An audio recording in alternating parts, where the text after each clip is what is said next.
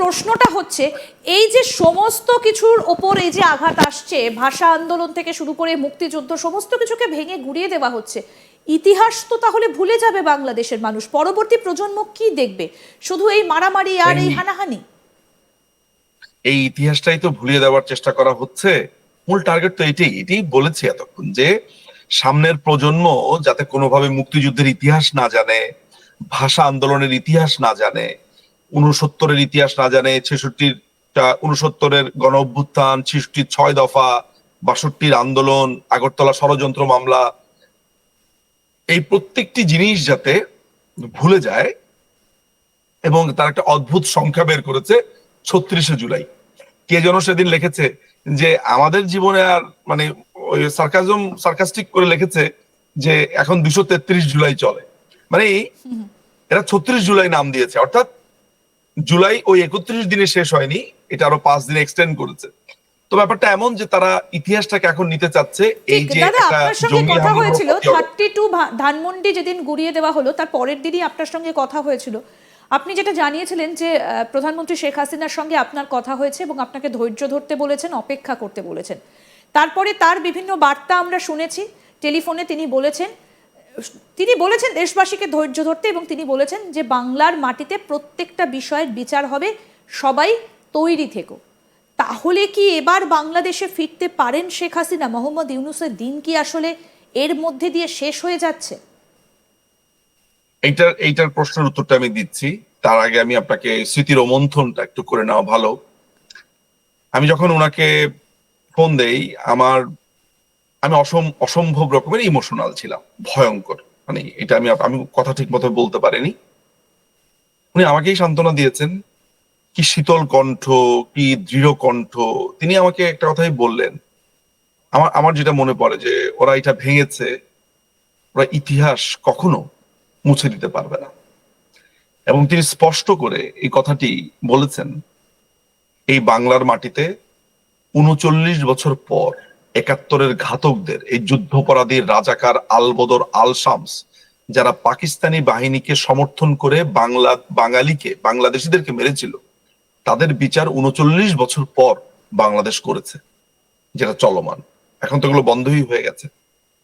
বঙ্গবন্ধু হত্যাকাণ্ড শিকার হয়েছিলেন ১৯৭৫ সালে, সেই বিচার ১৯৯৬ সালে বাংলাদেশ আওয়ামী লীগ যখন প্রথমবারের মতো এর পরে মানে ৭৫-এর পরে ক্ষমতায় আসে শুরু করেছিল। কর্নেল তাহের, এছাড়া জেনারেল মঞ্জুর, এরকম অসংখ্য চাঞ্চল্যকর হত্যাকাণ্ডের বিচার মাননীয় প্রধানমন্ত্রী শেখ হাসিনা তার আমলে শুরু করেছিলেন। আপনি, আমি আর আপনি, আমরা দুজনই, আমাদের তো একটা লম্বা স্মৃতিও গেল। আমরা প্রতিদিন কথা বলছি। আমরা যদি সুস্থ থাকি, বেঁচে থাকি, আমি আপনাকে আজকে এই টিভিতে বলে যাচ্ছি, একদিন এই টিভিতে আমি আসব এবং আপনাকে বলবো যে ইন্দিরাজি, আমি আপনাকে একদিন বলেছিলাম যে এই বিচার বাংলাদেশে হবে।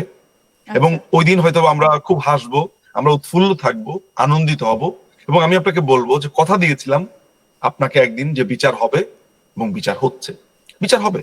এই বাংলাদেশের মাটিতে আপনি যা আজকে দেখছেন, যা শুনছেন, মানে আমি জানি না, আপনি হয়তো বা মাঝে মধ্যে ক্লান্ত হয়ে যান, মানে এত ভয়ঙ্কর, এত নিম্ন মন মানসিকতা, কিন্তু বিচার হবে। এই বাংলাদেশের একটা জিনিস কিন্তু আছে, ধানমন্ডির ঘটনা আমরা দেখেছি, তারপরে আমরা আরো দেখেছি যে সমস্ত মুক্তিযুদ্ধের স্মারকগুলোকে সরিয়ে ফেলা হচ্ছে। এটাই কি মোহাম্মদ ইউনূসের রিসেট বাটন? আমরা তো তাই মনে করছি। রিসেট বাটন যখন বলেছে, তখন এটা নিয়ে বাংলাদেশের মিডিয়া থেকে শুরু করে ভারতের মিডিয়া বা বিভিন্ন জায়গাতে, সোশ্যাল মিডিয়াতে প্রচুর আলাপ হয়েছে। কেননা ওই সময় আলামত গুলো আমাদের কাছে খুবই পর্যাপ্ত আলামতি ছিল আসলে। সেই সময় মুক্তিযুদ্ধের ইতিহাস, বিশেষ করে মুক্তিযুদ্ধের যে স্মারক চিহ্নগুলো আছে, যেগুলো দেখে আপনার পাকিস্তানি বর্বর হত্যাকাণ্ডের ব্যাপারগুলোকে যে কোনো মানুষের স্মৃতির মণিকোঠাতে নিয়ে আসবে, স্মৃতিতে নিয়ে আসবে।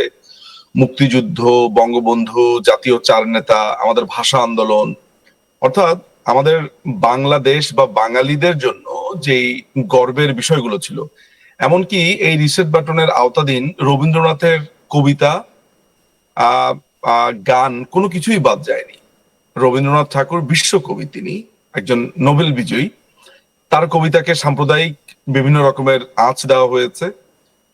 সেখানে নানান ধরনের এমন সব কথাবার্তা বলা হয়েছে, শুনে মনে হতে পারে যে রবীন্দ্রনাথ বুঝি পুরো বাংলাদেশের শত্রু। অর্থাৎ মুক্তিযুদ্ধ, মুক্তমনা, শুধু মুক্তিযুদ্ধের কথা আপনি যেরকম বলেছেন, মুক্ত মন, কোন এই ধরনের কোন চিন্তা, কোন পরিশীলিত চিন্তা, প্রত্যেকটা চিন্তাই ওই রিসেট বাটনের আক্রমণে আক্রান্ত হয়েছে। আপনি নিশ্চয়ই দেখতে পেয়েছেন সাম্প্রতিক সময়ে আপনার যশোরের মনিরামপুরে এক ভদ্রলোক বলাটা ঠিক হচ্ছে কিনা জানি না, কিন্তু আমরা ভদ্রলোক বলি, সম্ভবত ভদ্রলোক বলি, তিনি আপনার ভাষা আন্দোলনের যেই স্মারকটা আমরা ব্যবহার করি শ্রদ্ধা জানাবার জন্য ভাষা আন্দোলনের শহীদদের জন্য, সেটি তিনি ভেঙে সেখানে টয়লেট বানিয়েছেন।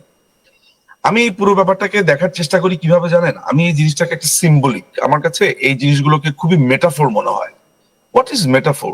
দাদা, এই এতে মনে পড়ছে যে কিছুদিন আগে আপনাদের একটা বুক ফেয়ারে সেখানে ডাস্টবিনে শেখ হাসিনার ছবি লাগানো ছিল।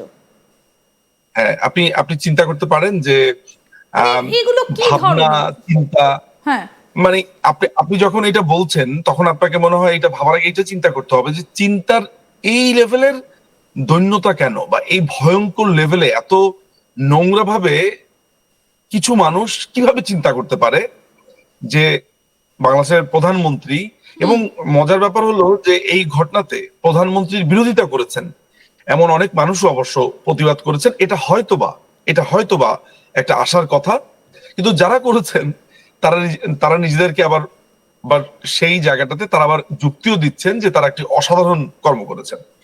আপনি শুনলে অবাক হবেন যে আমাদের যে মেট্রোটা আছে, ঢাকাতে যে মেট্রোটা চালু হয়েছে সাম্প্রতিক সময়, সেইখানে আপনার মেট্রোর যে কার্ড আছে যেটাকে পাঞ্চ করে যাত্রীরা ঢোকেন, সেই কার্ডের ভেতরে আপনার আমাদের জাতীয় স্মৃতিসৌধ, আপনি নিশ্চয়ই জেনে থাকবেন, জাতীয় স্মৃতিসৌধ হচ্ছে যে 30 লক্ষ শহীদের বিনিময়ে যে বাংলাদেশ, তাদেরকে শ্রদ্ধা জানাবার জন্য সাভারে একটি বিশাল একটা এরকম স্মৃতিসৌধ আছে, হিউজ, যেটি 7টা মিনার দিয়ে 7 রকমের আমাদের ঘটনাকে, জাতীয় ঘটনাগুলোকে প্রকাশ করে, এবং সেখানে অজ্ঞাতনামা অসংখ্য শহীদের সমাধিস্থল আছে। তো যেই ব্যাপারটা হয়েছে, সেই ওই যে মেট্রো রেলের মধ্যে যে স্মৃতিসৌধের যে ছবিটা আছে, তারপরে শহীদ মিনারের যে আমাদের জাতীয় যে শহীদ মিনারটা ঢাকা ইউনিভার্সিটির ভেতরে, সেটার একটা ছবি দেওয়া ছিল, সেগুলো সবকিছু মুছে নতুন করে অনেকটা পাকিস্তানি কায়দায়, পাকিস্তানি পতাকার মতো ঠিক ওরকম ভাবে আপনার বেকাতারা একটু চারতারার মতো টাইপের আমি বলছি, একটা রেলের ছবি দিয়ে আপনার মেট্রো রেলটা করা হলো। এখন আপনি প্রশ্ন করতে পারেন যে আচ্ছা, ওই মেট্রো রেলের কার্ডে তো বঙ্গবন্ধুর ছবি ছিল না, ওই মেট্রো রেলের কার্ডের মধ্যে তো আওয়ামী লীগের নাম লেখা ছিল না, তাহলে স্মৃতিসৌধ কি দোষ করেছে? ব্যাপারটা খুবই খুবই একটা, আমি বলবো যে মনস্তাত্ত্বিক একটা গেম।